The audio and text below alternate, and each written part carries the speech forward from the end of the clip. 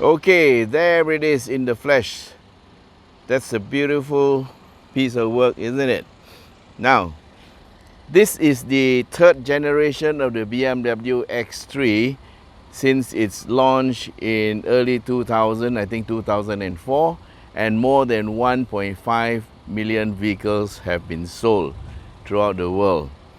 Now, the one thing that impresses me about this BMW is the xDrive, which is a very unique system that is able to transfer the drive between front and rear wheels automatically, from anything from 0 to 100%.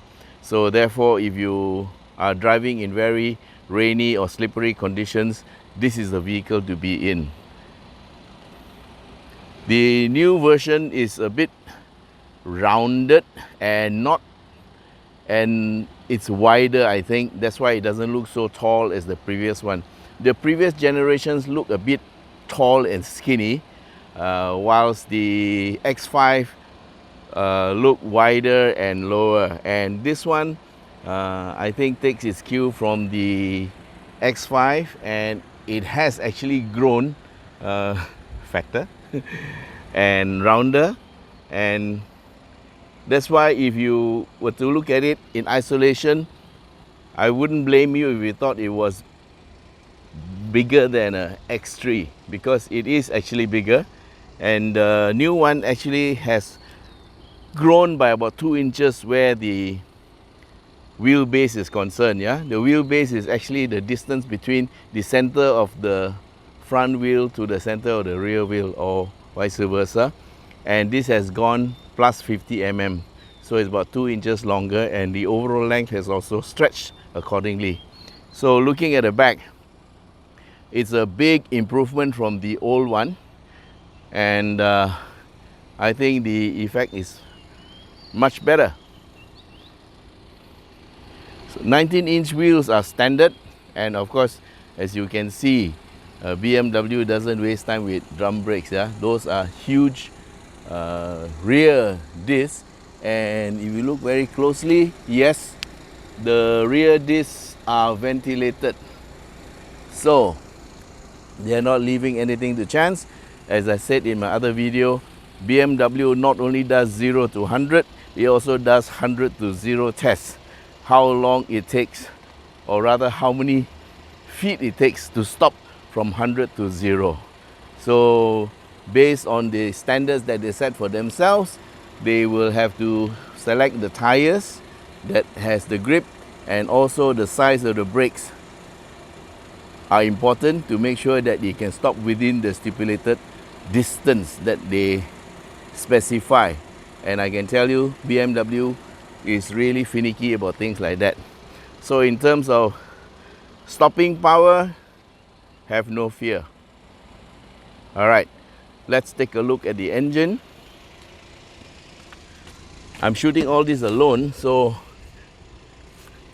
here's the lever. And for this one, I found something that's very interesting. For the X3, you don't need to fumble underneath the bonnet to find the catch, because all you got to do is you pull the lever twice and the bonnet opens. Okay, the engine is running, and this is the sign of a good, or rather more premium vehicle. These are shock absorbers or struts that help you to open the bonnet and keep it open. You don't have to fumble around to find that little piece of stick to stick up the bonnet. And also, looking at the construction, and I'm feeling it, you can't feel it, but if you look at the construction here, these are things that show that this is made of aluminum. Here, you see down here, these little plugs, they indicate that the material is aluminum, and indeed it is. It's very light, very easy to move up and down. And the engine, okay, is a 2-liter engine, 4-cylinder. It's a twin power turbo, from the BMW group, and you can find this engine in the 3 Series and also in the 1 and 2. So many of the engines, so many of the BMW models have this engine. So it runs a turbocharger, which you can see down there. That's the turbocharger. Don't touch it, it's hot. And it gives all of 252 horsepower and 350 Newton meters of torque. Now here's another point I want you to notice about BMW, how they build the cars. Look at the wheels, the center of the wheel, and you move up and you look at where the engine is. So this indicates that the engine is actually sitting, the bulk of the weight is sitting behind the front wheel. Okay, this is a very important point to BMW and also good for us to know, because what BMW claim is this vehicle has got a 50-50 weight distribution. And BMW claim that having a 50-50 weight distribution gives the car much better handling. Okay, I have not disproved it because I have driven this car, and yes, I agree, it handles wonderfully despite its height and despite its weight. So the engine is got plenty of power. It pulls the car through on through a 8-speed gearbox. And okay, here's the boot, and you don't feel that this car is about 1.8 tons. It feels very light to drive. Okay, let's step back a bit. This is the boot area. It's a 5-seater, and this boot area is about 500 something, or I think it's 550 liters of space. Yeah, and that is without the rear seats being folded. With the seats folded forward, and as you can see, they are split into 3 here. There is I think it's 40-40-20. Yeah, you can fold down 1, 2 or 3 sections of the seat, and that will give you 1,600 liters. Okay, here's the back part. And what is this? This is a power outlet, and here is, wow, BMW has got a tapao hook. I'm very pleasantly surprised. I thought it was a Malaysian invention, but looks like it's being adopted overseas. Yeah, they have 2 tapao hooks. Very, very useful thing to have. And oh, there's another button here. Ah, look at that. I press the button and that released the seat. Okay, what I'm going to do is I'm going to press this button here. Let's see. I'm holding the button here. My hand, you can see a bit. You can see the seat there, and here we go. Ooh, all right. And that folds flat. I wonder if we can come back up. Nope, it doesn't. You have to push it back up. Wow, that's neat, man. And of course, there's the tonneau cover here, and you can actually hide what you have in the back from other people. Okay, I'm going to open this part. Oh, there's some stuff here. Don't know who they belong to, but I can see there is no spare tire. Yeah. Okay, there is a first aid kit, and I think somewhere inside there you will find something that allows you to pump up a tire. Yeah, tire repair kit. Okay, we're going to close the bonnet. We're going to close the boot. Press this button, and there it goes. It closes by itself. Very convenient. Now we're going to go to the back seat. And yes, it was released just now, and we're going to push it back up. Yeah, and it locks up. Oh, it's heavy. Okay, now we are going to sit in the back of the car. I'm keeping the engine running because I need the aircon. So at the back here, we do have an aircon control, and this is the lever, or rather the tumbler, that allows you to close or open. And also you can have temperature control. And the speed. Alright, so the back passenger gets to control his own aircon, and this is the back seat. I am sitting, I'm average height, yeah. I am sitting down, and you can see I have a good 8 inches of space in front of my legs. I don't have very beautiful legs, I'm sorry. And so there is plenty of leg room, and the rear seat is slanted a little bit, just a little bit. There is no adjustment for what you call for the rake of the rear seat, yeah. So there are 3 headrests, you can see 2 of them here, and of course they have your isofix anchor points at the bottom. The drink holder area can take 1 large bottle and maybe a couple of small bottles. All right, so looking at the front,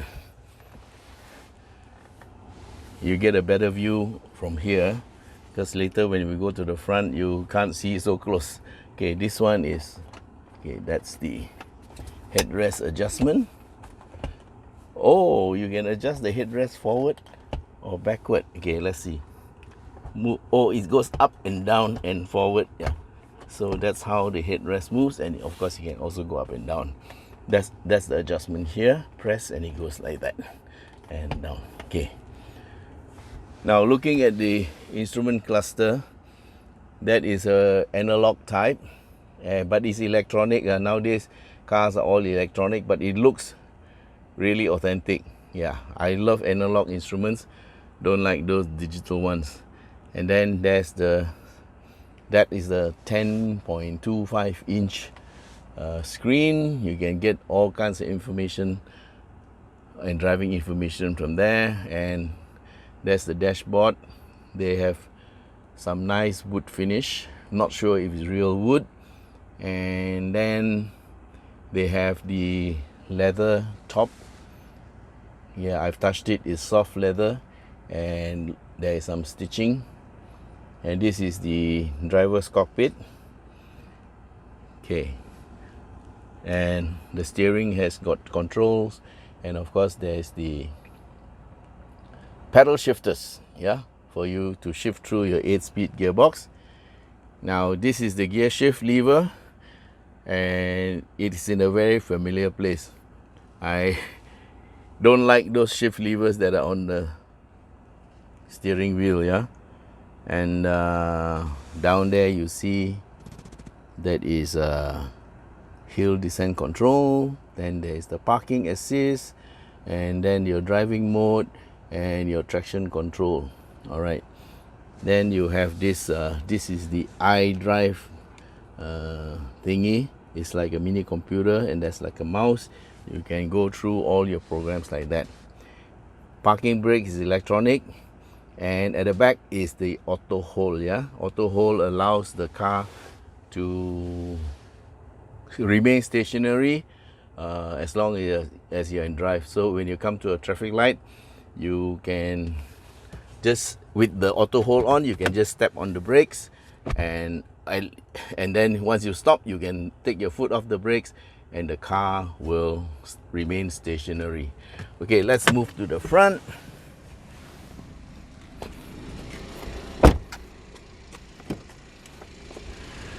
Okay, the seats are electrically controlled, and this includes the passenger seat, yeah. And on the side you have, of course, there is the very big bottle holder or drinks holder. You can take a 1.5 liter bottle there, and these are the window controls. This is the driver seat settings 1 and 2, and also your auto lock. So whilst I like auto lock on the driver's window, actually the auto lock in the center of the vehicle is better, because if you are going with your wife and you need to step out of the car for a while and you're going to leave her in the car, it's good to have her being able to lock and unlock from the center console. So, well, we hope car makers will remember that and give us lock controls on the center console. Okay, the pedals are quite standard. Okay, they have the piano accelerator and the brake, and of course the footrest. Okay, in terms of leg room in the front compartment, this is decent. Now remember, this car is about 2.1 meters wide, yeah, and so there's plenty of room inside for you to play. Now here there is a sliding cover for the 2 drink holders, and here's where you keep the key. This is the key of the X5. It's got electric push start button, and I love this button. This is the auto on off, yeah. You can turn off the auto off button when you stop at the traffic light. Your engine stops, yeah. I don't really like that, and so most of the time I switch it off. All right, so the screen itself is I can do a whole review on this screen. Yeah, you can vary the size of your instrument cluster, and okay, you can scroll through using the buttons, and you can find out what you want to do. Lots of things you can do here. It even includes videos on how to use your car and videos about the features of the car. And of course, it won't show unless your car is stationary. So a lot of things there, too many things for me to go through, but the good thing is, for every command that you need in your car, there are buttons, and there's a menu. You can do whatever you want through the buttons if you don't like electronics. So this is like caters for both worlds. Okay, there are many airbags. I didn't count, but that's 1, and there should be 1 in the front. That's 2, 3, 4,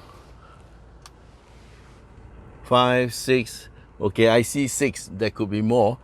And okay, here's another feature on the car.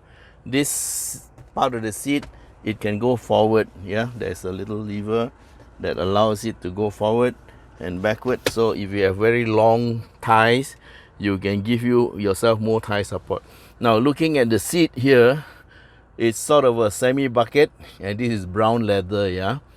And yesterday I drove the car, and I can tell you these seats really held me very well. I have no issues with the seats. Okay, so in terms of safety features, this car has got it all. The xDrive is of course the star feature, and then you have your traction control, and you have also this hill descent control, traction control, and also your cruise control, your instrument controls, and your radio controls are all here.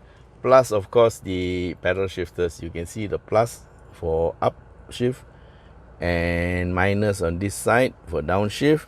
And of course, if you are not familiar with that, you can also use this gear lever to push to the left, and you can get your plus and minus there. So that's about it. I think it's a brilliant car to start off with lah. Okay, and I would get one if I could afford it. And alright, yeah, you can see the date here is 2019. Thanks for watching, and don't forget to subscribe. Bye bye.